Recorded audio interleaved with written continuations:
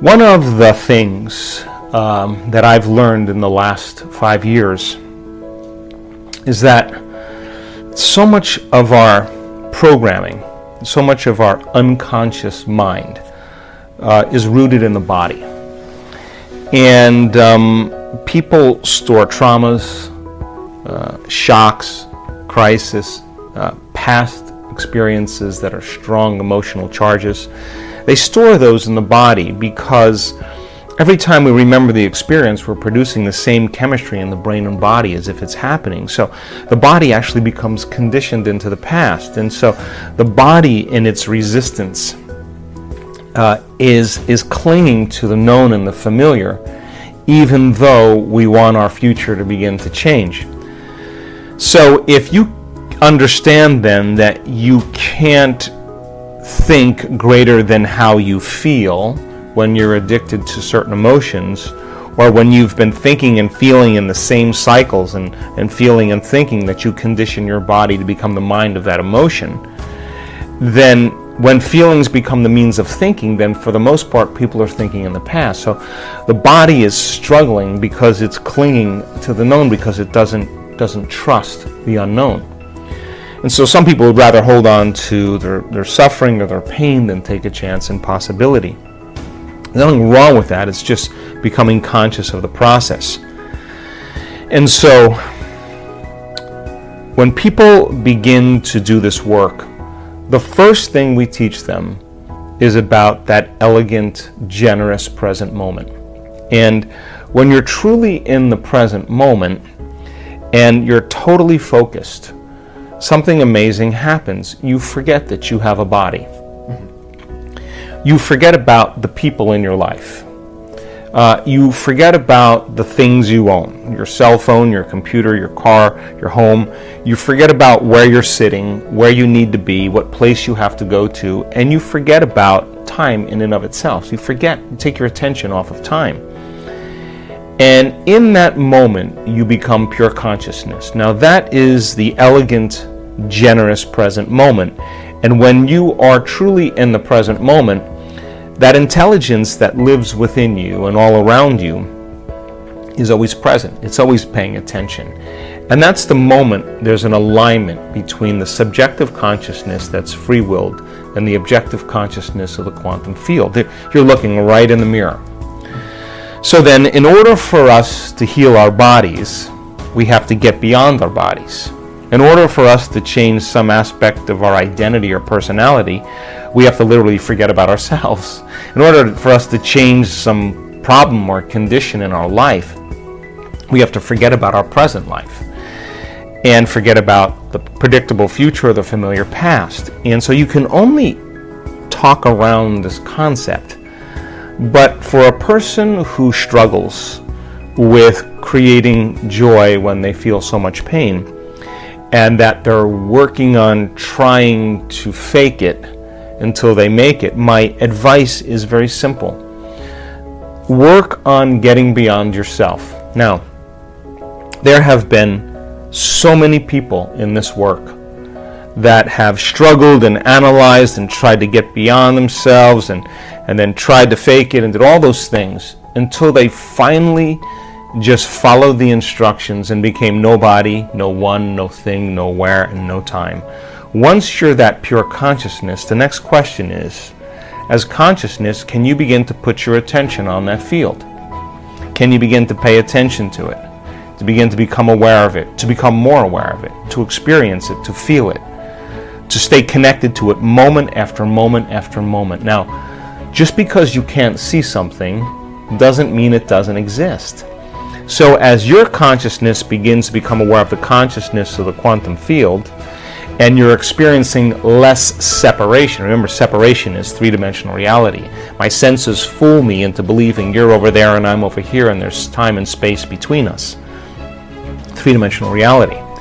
But as you begin to become pure consciousness, you begin to experience less separation. As you begin to put your attention on that field and stay present with it, that infinite space, and tune into it, and begin to become more aware of greater degrees of oneness and wholeness, the signature of that unified field, that energy that is organizing everything material, is intelligent love. It is very organized energy that we can only describe as love, but not like chemical love you have for your dog or your kids or your partner, but it's electric. It is so, it's the most familiar, unfamiliar feeling you'll ever have. It enlivens us. It is the very life force. It is the glue that's holding everything together. So then the moment you put your attention on it and you begin to connect to it, where you place your attention is where you place your energy. You're investing your attention and energy into that field, and you'll begin to experience greater and greater degrees of oneness and wholeness and begin to feel more love. And now you don't have to try, because the energy from these centers moves right into the heart. We've measured this thousands of times. And the person then is being baptized by the divine. And all of the struggles, all of the effort, all of the analysis, all of the bad meditations, all of the good meditations, all of the quitting, all of the complaining is worth it. Because that moment you run into it, it is the most amazing feeling you'll ever have. So I'm not asking people then to create a fake feeling just to pretend that they're there. I'm asking them to become passionate.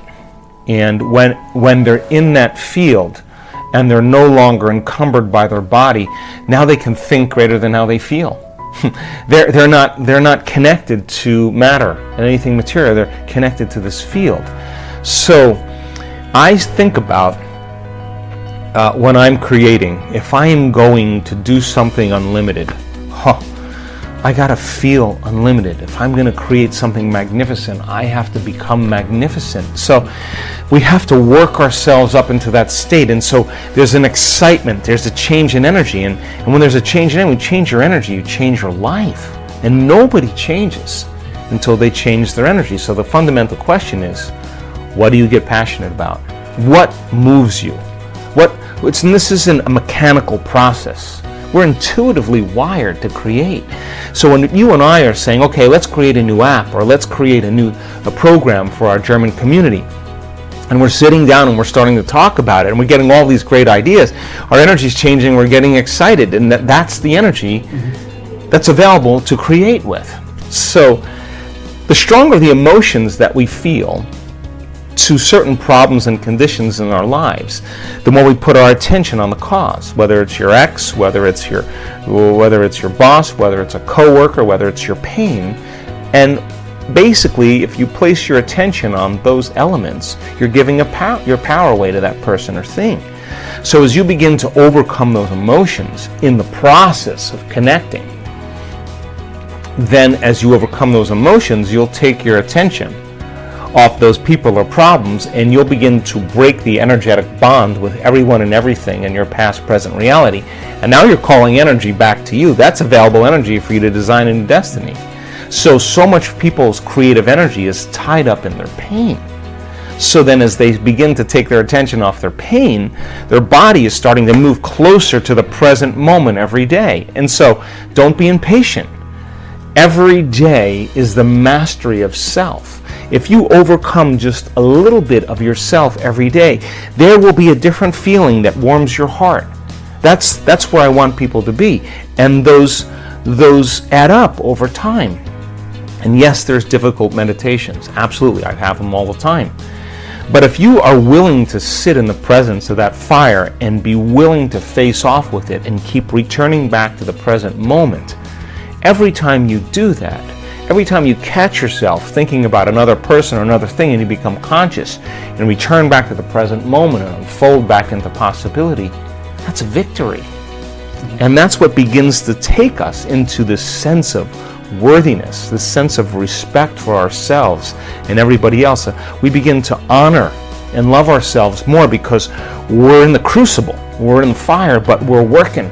And the body's beginning to shift and change step by step. So then, as you experience greater and greater degrees of oneness and wholeness, and you connect to that field, pay attention, because the moment you connect to that field and all those latent systems switch on, your body is going to get a biological upgrade because you're connecting to the signature of wholeness and oneness. So your body's frequency is going to rise, and so many people come out of their meditation and say, I was scheduled for surgery this week and I have no pain in my body. I don't know what happened.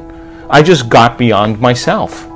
So as you begin to slow your brain waves down, and from beta to alpha and into theta, you begin to connect to your autonomic nervous system. And that autonomic nervous system has one agenda, and that is to create balance, wholeness, and order. And the moment you get beyond yourself, and you're no longer your identity or your pain or your past or your gender or your diet, you're just an awareness. And that intelligence becomes aware that you are no longer in the way. It is going to rush right into the body. And we've seen this on so many brain scans. That autonomic nervous system is going to light up. And now you are going to process a whole new stream of consciousness, and the body is going to get a biological upgrade from the field whose signature is wholeness. And disease is separation, pain is separation. And all of a sudden the field starts interacting on a cellular level, and the person all of a sudden feels different.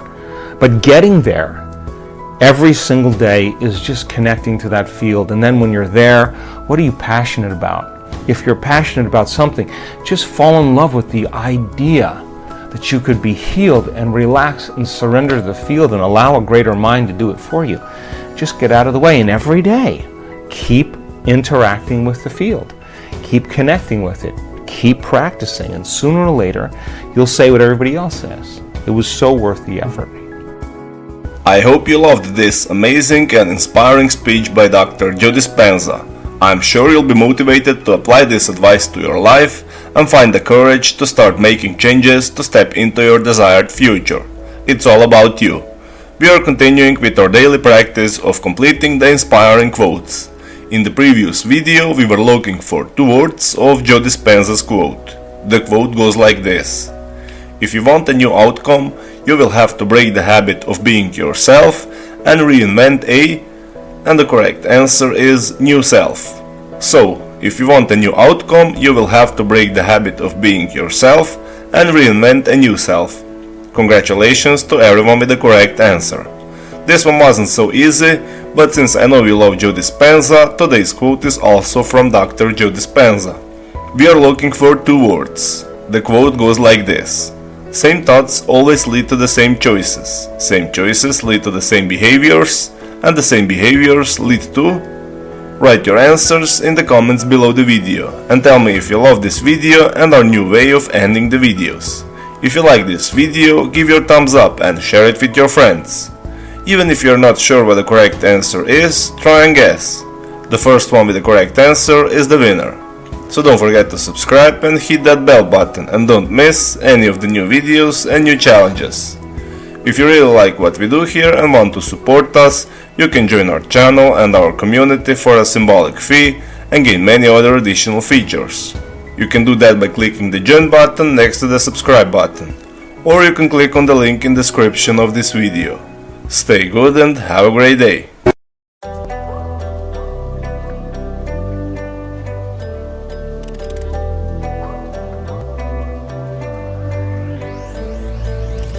I walk around the streets, everybody smiling. Sun shining bright, so better to be hiding. But you surrounded, don't forget about it. Long days, loud nights.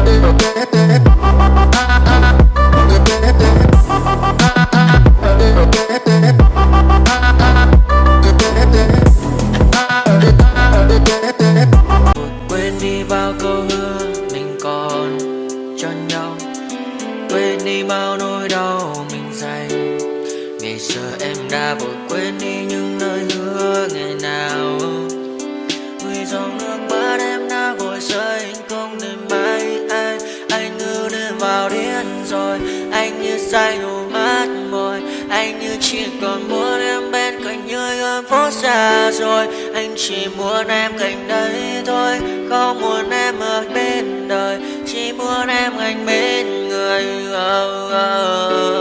Người đã gỡ bước đi xa trong cơn mưa chiều vội vã, người đã bước quên anh khi cơn mưa qua gần vội vã.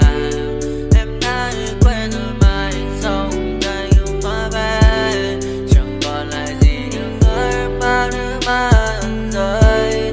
Em khiến con tim như trôi vai trong chiều thu đầy nắng, em khiến con tim như tan vỡ trong chiều thu mát màng.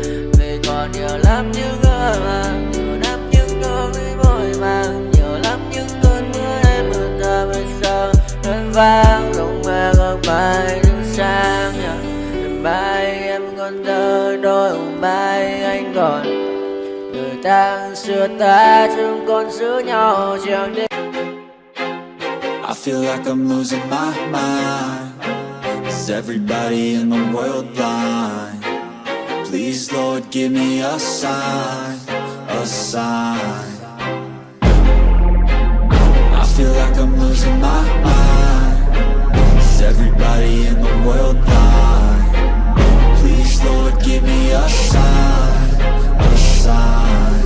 I wanna be the greatest. Everybody on the fake shit. I look around and feel like everybody is the fakest. I make this every day and I'm impatient, hoping one day I blow up from the basement. Statement, the top is so vacant. I don't hear shit that I think is amazing. Waiting for my day when I'm playing sold out shows for 1,000 faces. Hey, give me that crown, get in my way and to be put down. It ain't your place, all this my town. If I want that shit, then I'll get it right now. I'm losing it, the noose it fits. I'm losing shit, a stupid myth. You choose to live or choose to dip. You choose to fight or lose your grip and lose a gift. I feel like I'm losing my mind. Is everybody in the world blind? Please Lord give me a sign, a sign.